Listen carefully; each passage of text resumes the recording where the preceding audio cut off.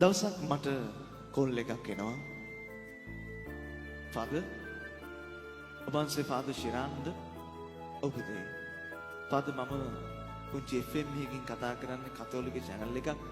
මේක මේ net එක හරහා යන්නේ ෆාදර්.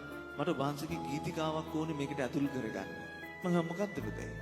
ෆාදර් ඔබන්සේගේ නේද අර ජේසුනි ඔබ වෙතෙන්නට මගක් සදා දුන්නා කියලා. ඔව්. ෆාදර් ගීතිකාව මට ගන්න පුළුවන්. හරි පුතේ මම දෙන්නම්. මගේ වැඩත් එක්ක මට අමතක වුණා ආයෙත් දවල් වෙලා කතා කරනවා. ෆාදර් මම අර ඉස්සෙල්ලා කතා කරේ. ඔව්.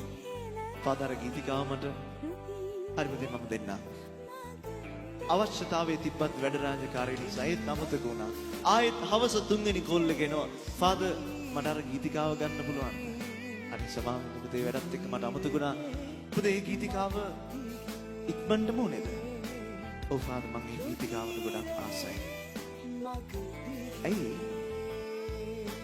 ෆාදර් වහන්සේගේ ලියලා තියෙන වචන ජේසුනි ඔබ වෙත එන්නට මගක් සදා දුන්නා කියලා. ඒ කියන්නේ ජේසු තමන් ගාවට එන්න ජේසුම මගක් හදලා දීලා තියෙන්නේ. අපි හොයාගෙන ගිහිල්ලා නෙමෙයි. ජේසු හොයාගෙන එන්න ජේසුම මාර්ගයක් හදලා දුන්නා. ෆාදර් ඒක තමයි මට වැදුනේ.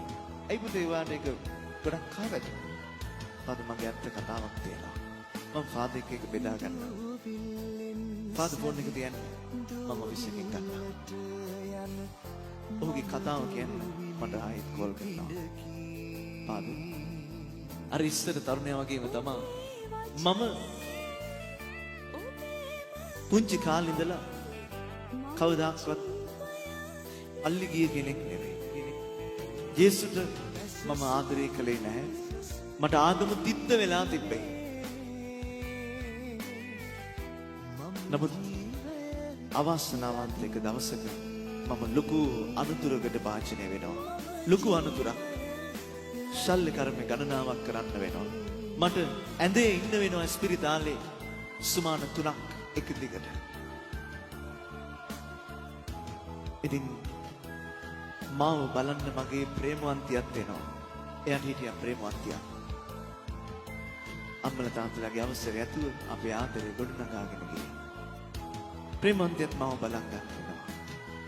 ඉතින් හරියටම ටිකට් කපන දවසේ ප්‍රේමවන්තිය මගෙන් ඇවිදින් ඇහුවා මේ අපි පොඩ්ඩක් ඇවිදින්න යමුද? මම ගත් කටටම කිව්වා අනිවාර්යෙන්. සුමාන ගානකින් ගියෙත් නෑනේ. මම ඉතින් ප්‍රේමවන්තිය එක්ක ඇවිදින්න කියලා හිතේ තියාගෙන ඔන්න යනවා. ඇයි තමයි මේක ට්‍රිප් එක සංවිධානය කරලා තියෙන්නේ. අපි ගියා මාරවිල ප්‍රදේශයට. මාරවිල හන්දියෙන් නැවතිලා ඇයි මට කිව්වා අර කුරුස පල්ලියට හරවන්න කියලා. ඔගොල්ලෝ දන්නවා ඇති කුරුස පල්ලියේ මාරවිල තියෙන සිද්ධාස්ථානයක්. ඔන්න දැන් හරවාගෙන යද්දි දැන් මම හිතන්නේ ෆාදර් දැන් මේ යන්නේ අනිවාර්යෙන් මුහුදු වෙරළට වෙන්නේ නැති. මම මාර ආසාවෙන් ගියේ මුහුදු වෙරළට යන්න මෙයත් එක්ක. මුහුද දැක දැකත් ෆාදර් මට කිව්වා නවත්තන්න කියලා. මම වාහනේ නැවැත්තුවා. ඇයි පල්ලිය ගාවින් බහැලා ඇයි මට කිව්වා යමු පල්ලියට. මං කිව්වා පිස්සු ගාට. මම පොඩි කාලේ ඉඳන්වත් පල්ලියට ගියේ නෑ. අනිත් එක මේ මගේ ගුරුවරුන්ටවත් මගේ දෙමව්පියන්ටවත් මේ ස්වාමිටවත් බැරුව ගියේගේ පල්ලියකට ගන්න මාව. ඔයා කොහොමද අනේ ගන්නෙ? ඔයාට ඕන නම් ගිහිල්ලා එන්න. අනේ ප්ලීස් පල්ලියට යමුකෝ. මං එක සැරයක් කිව්වනේ ඔයාට ඕන නම් පල්ලියට ගිහිල්ලා යන්න. අනේ ප්ලීස් මං වෙනුවෙන් ඇවටිලි කරපු හැටියට නොයා බැරුව ගියා ෆාදර්. මං ඔන්න ඔහේ ගියා. හැබැයි පල්ලිය ඇතුළට ගියේ නෑ. ඇයි මට කිව්වා දැන් දැනගහන්නකෝ. මට දැන් කේන්තිය ඩබල් ට්‍රිබල් එනවා. දැන් මේ කියපු නිසා පල්ලියට ආව ඒ ගමන දැනගස්සන්න හිතනවා. මේවා කරුණා කරලා ඔයා ආපු වැඩේ කරගන්න මම මෙතනලා ඉන්නම්. අනේ ප්ලීස් එක සැරයක් දැනගහන්න. මං කිව්වනේ එක සැරයක්. ඇයි මට බය වුණා. හරි කමක් නෑ. එහෙනම් මගේ බෑග් එකත් අරගෙන මාත් එක්ක එන්න. ෆාදර් ඇය දැනගහගෙන යන්න ගත්තනේ කුරුසේ ගාවට. මට මේක විහිළුවක් වගේ. පිස්සු මුන්ට දැන ගහගෙන යනවා. මේ සුරුවමක් ඉස්සරහා. ලැජ්ජ නැද්ද මන් දන්නේ නැහැ. ඔහොම හිත හිත මාත් ඔහි ගියා බෑග් එක අල්ලගෙන. ඇයි දැනින් යනවා? මමත් යනවා. මම යන ගමන් ඇහුවා දැන් ඇයි ඔය දැනින් යන්නේ? මම බාරයක් වුණා ඔයාව හොඳ කරලා දෙන්න කියලා ජේසුගෙන්. දැන් ජේසුද මාව හොඳ කරේ? හරි යන්කෝ. දැන් කුරුස ගාවට මාවා.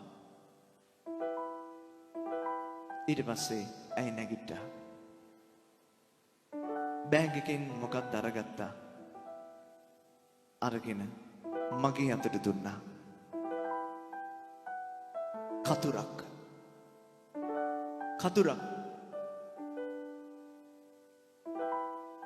ඇය කතුර මගේ අතට දීලා කිව්වා දැන් මගේ කොණ්ඩේ කපන්න. ෆාදර් එයාට තිබ්බ මාර ලස්සන කොණ්ඩයක් ෆාදර්. හෙන දිග කොණ්ඩයක්. එයා කිව්වා කොණ්ඩේ කපන්න කියලා. මං හිතුවා පිස්සුද? ඇයි කොණ්ඩේ කපන්නේ?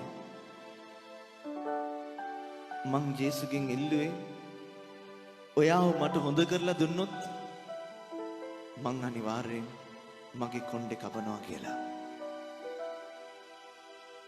ප්ලීස් මගේ කොණ්ඩේ කපන්න. ෆාදර් මගේ ඇස් වලින් කඳුළු එන්න පටන් ගත්තා ෆාදර්. මෙයා මට මෙච්චර ආදරෙයිද? එයාගේ ශරීරයේ තියෙන ලස්සනම දේ කොණ්ඩේ කපන්න යන්නේ මේ මාව හොඳ කළා කියලා. ෆාදර් එයාගේ ඇස් දෙකේ මම දැක්කේ මාර විශ්වාසයක්. ඒ විශ්වාසයේ ගලාගෙන ආව කඳුළු හැටියට. මම දැන ගැහුවා නෙවෙයි ෆාදර්.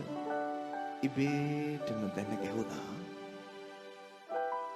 අවුරුදු ගානක් තිස්සේ ඇතුලේ හංගගෙන හිටපු කඳුළු කැට දూర ගලාගෙන යන්න පටන් ගත්තා. අපි දෙන්නම එකට බදාගෙන අඬන්න පටන් ගත්තා. අපිට අමුතුුණා එතන මිනිස්සු හිටියද නැද්ද කියලා. ඒ පල්ලියේ වෙච්ච ලොකුම ප්‍රාතිහාර්ය මේකද කියලා මට හිතෙන්න පටන් ගත්තා ෆාදර්. අම්මටවත් ගුරුවරුන්ටවත් ස්වාමිටවත් වෙනස් කරන්න බැරුව ගියේ මාව වෙනස් කළේ මගේ ප්‍රේමවන්තිය. තරුණ දේවදේ ඔබ මේ ලෝකේ වැඩිපුරම ආදරය කරන්නේ කවුද? ඒ කෙනා ඔබව ජේසුගෙන් ඈතට නම් අරගෙන යන්නේ. ඔබ අද මේ කෙනා වයින් කරන්න. ඒත් ඔබ වැඩිපුරම ආදරය කරන්නේ ආදරය කරන කෙනා ඔබ වරගෙන යන්නේ ජේසු ගාවට නම් ඒ කෙනාව කවදාකවත් අතහරින්න එපා.